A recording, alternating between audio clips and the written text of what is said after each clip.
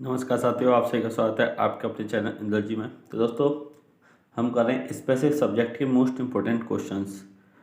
तो डेली आपको ये वीडियो मिल रही है दोस्तों, जिसमें 15 से 20 क्वेश्चंस हम आपको कराते हैं। आज इस वीडियो में दोस्तों 20 क्वेश्चंस हैं। मोस्ट इम्पोर्टेंट क्वेश्चन है दोस्तों, कुछ बेसिक क्वेश्चंस भी हैं और कुछ दोस्तों ऐसे क्वेश्चन हैं कि आप उनको पढ़कर ही आपको लगेगा ये क्वेश्चन एग्ज़ाम में पूछे जाने वाला है। तो दोस्तों, आप वीडियो को ज़्यादा से ज़्यादा लोगों तक शेयर करें और चैनल को सब्सक्राइब कर लें। जिन भी साथियों ने सब्सक्राइब नहीं किया है वैसे तो सभी ने कर लिया होगा, और वीडियो को लाइक भी कर दिया करें।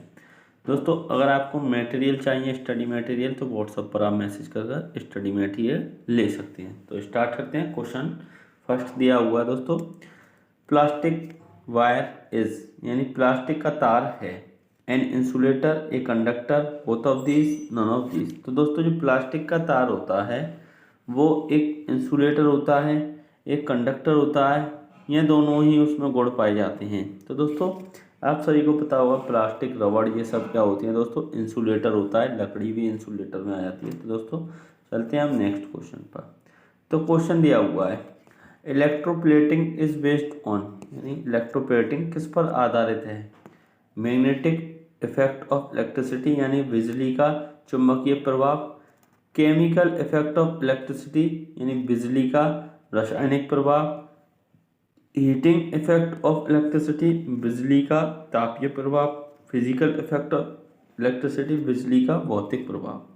दोस्तों, अब आपको ये बताना है इसका सही आंसर क्या हो जाएगा। इलेक्ट्रोप्लेटिंग किस पर दोस्तों बेस्ड है।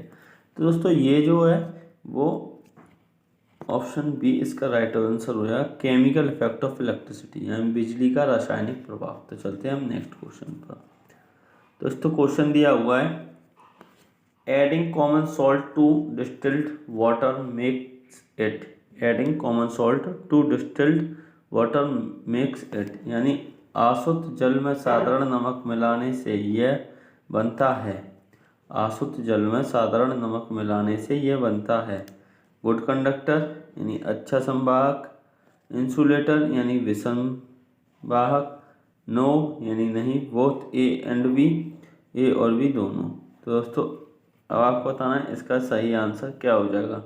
जो आसुत जल यानी कि डिस्टिल्ड वाटर होता है दोस्तों उसमें, तो ये हो जाएगा आपका एक गुड कंडक्टर, यानी नमक मिला दें अगर हम जल में, जो डिस्टिल वाटर होता है, डिस्टिल वाटर दोस्तों इंसुलेटर होता है, अगर हम उसमें नमक मिला देंगे तो वो गुड कंडक्टर बन जाएगा। तो चलते हैं हम नेक्स्ट क्वेश्चन पर। दोस्तों, क्वेश्चन दिया हुआ है, एन इलेक्ट्रोलाइट इज, एक इलेक्ट्रोलाइट है, ए मेटल, एक धातु, ए सॉल्यूशन, एक समाधान, a liquid that conduct current, एक तरल पदार्थ जो विद्युत धारा का संचालन करता है। ऑल ऑफ अबव, ऊपर के सभी। दोस्तों, अब आपको बताना है इसका जो सही आंसर हो जाएगा वो क्या हो जाएगा। यानी इलेक्ट्रोलाइट दोस्तों क्या होता है, तो इलेक्ट्रोलाइट होता है a liquid that conduct current, एक दोस्तों तरल पदार्थ होता है जो विद्युत धारा का संचालन करता है, इलेक्ट्रोलाइट। तो चलते हैं दोस्तों नेक्स्ट क्वेश्चन पर। क्वेश्चन दिया हुआ है, कॉपर वायर इज ए, यानी तांबे का तार है, good conductor, poor conductor, both A and B, none of this. दोस्तों, जो कॉपर वायर है वो क्या होता है, ए गुड कंडक्टर होता है, यानी अच्छा संवाहक होता है। दोस्तों, चलते हैं हम नेक्स्ट क्वेश्चन पर। पुअर कंडक्टर आर, यानी खराब कंडक्टर हैं, plastic, cloth, bolt, all of this, यानी कि दोस्तों प्लास्टिक, कपड़े, लकड़ी, ये हमारे तीनों ही पुअर कंडक्टर हैं, यानी कि खराब कंडक्टर हैं। तो चलते हैं दोस्तों नेक्स्ट क्वेश्चन पर। तो क्वेश्चन दिया हुआ है, डिस्टिल्ड वाटर इज, यानी आसुत जल है, poor conductor, good conductor, both A and B, none of this. तो दोस्तों बताएं इसका सही आंसर क्या हो जाएगा। दोस्तों, जो आसुत जल होता है वो पुअर कंडक्टर होता है, यानी खराब कंडक्टर होता है। तो चलते हैं हम नेक्स्ट क्वेश्चन पर। तो क्वेश्चन दिया हुआ है, flow of electron is called, यानी इलेक्ट्रॉन का प्रवाह कहलाता है, electroplating, electric current, electrode, electrolyte. तो दोस्तों, फ्लो ऑफ करंट क्या कहलाता है ये आपको बताना है। दोस्तों, ये इलेक्ट्रिक करंट कहलाता है, यानी कि विद्युत प्रवाह कहलाता है। तो चलते हैं हम नेक्स्ट क्वेश्चन पर। तो क्वेश्चन दिया हुआ है, इलेक्ट्रोप्लेटिंग प्रिवेंट, इलेक्ट्रोप्लेटिंग रोकता है, किस चीज़ को रोकता है दोस्तों? Electroplating, current, chemical effect, rusting, all यानी सभी। तो दोस्तों बताएं इसका सही आंसर क्या हो जाएगा? तो दोस्तों ये रस्टिंग यानी जंग लगने से रोकता है। तो चलते हैं हम नेक्स्ट क्वेश्चन पर। तो क्वेश्चन दिया हुआ है an electric lamp glows due to, एक विद्युत लैंप किसके कारण चमकता है? Chemical effect, magnetic effect, heating effect, none of these. दोस्तों बताएं इसका जो सही आंसर है वो क्या हो जाएगा? दोस्तों इसका सही आंसर हो जाएगा हीटिंग इफेक्ट, यानी ताप प्रभाव के कारण जो इलेक्ट्रिक लैंप है वो ग्लो करता है। तो चलते हैं दोस्तों नेक्स्ट क्वेश्चन पर। तो क्वेश्चन दिया हुआ है ear drum is a part of, यानी कान का पर्दा एक भाग है। कान का पर्दा एक भाग है। तो दोस्तों ऑप्शन दिए हुए हैं आपके सामने, ऑप्शन को पढ़ें।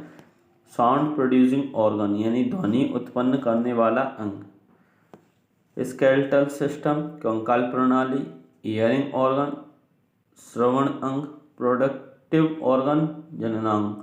दोस्तों अब आपको बताना है इसका सही आंसर क्या हो जाएगा। तो दोस्तों जो ईयर ड्रम है वो हमारा क्या होता है? हियरिंग ऑर्गन होता है, यानी श्रवण अंग होता है, सुनने के लिए काम आता है। तो चलते हैं दोस्तों नेक्स्ट क्वेश्चन पर। तो क्वेश्चन दिया हुआ है the hearing range of human ear is, मानव कान की श्रवण सीमा है। दोस्तों ये इंपॉर्टेंट क्वेश्चन है। 20 हर्ट्ज से 20,000 hertz, less than 20 hertz, more than 20,000 hertz, 20 hertz to 25 hertz. तो दोस्तों यहाँ पर 20 से 20,000 हर्ट्ज तक यही होती है ह्यूमन, यानी कि इसको ऑडिएबल रेंज कहते हैं दोस्तों। लेस देन 20 से इन जो दोस्तों एकदम कम होती है, जैसे कुत्ते सुन लेते हैं और भी दोस्तों चूहे सुन लेते हैं, चींटी की आवाज़ दोस्तों ये होती है। और मोर देन ये तो ये अल्ट्रासोनिक हो जाती है, इंफ्रासोनिक, ऑडिएबल और अल्ट्रासोनिक दोस्तों इस तरीके से ये होती हैं। तो चलते हैं नेक्स्ट क्वेश्चन पर।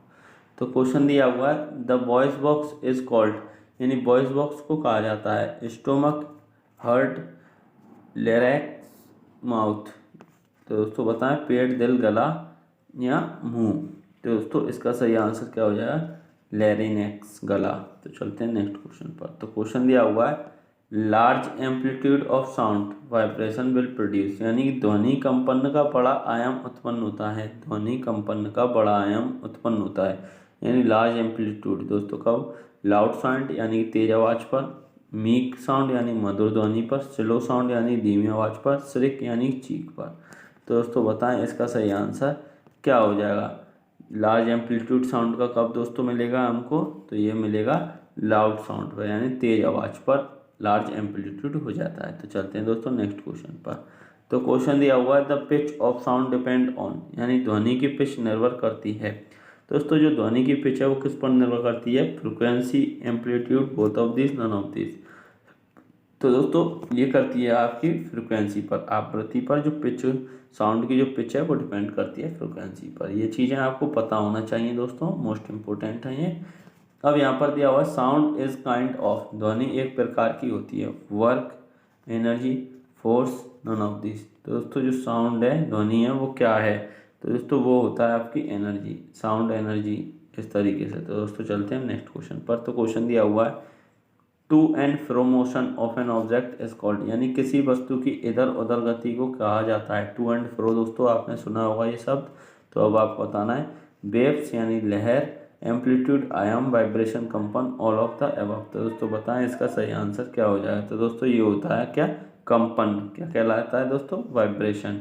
तो चलते हैं हम नेक्स्ट क्वेश्चन पर।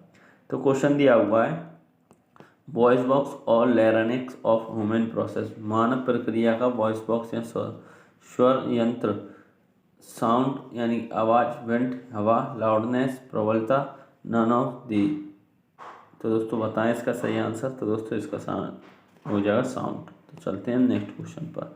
तो क्वेश्चन दिया हुआ है साउंड प्रोपोगेट्स मैक्सिमम इन, ध्वनि का प्रसार सर्वाधिक होता है गैस, लिक्विड, सॉलिड, ऑल। तो दोस्तों बताएं जो ध्वनि होती है वो सबसे ज़्यादा प्रसार किस में होता है? तो दोस्तों वो होता है सॉलिड में। किस में होता है? सॉलिड में, फिर लिक्विड में, फिर गैस में। इस तरीके से दोस्तों होता है, और वैक्यूम में नहीं होता, ये भी आपको पता होना चाहिए। तो दोस्तों चलते हैं हम नेक्स्ट क्वेश्चन पर। तो क्वेश्चन दिया हुआ है noise pollution is harmful for, यानी ध्वनि प्रदूषक किसके लिए हानिकारक है? ध्वनि प्रदूषण किसके लिए हानिकारक है?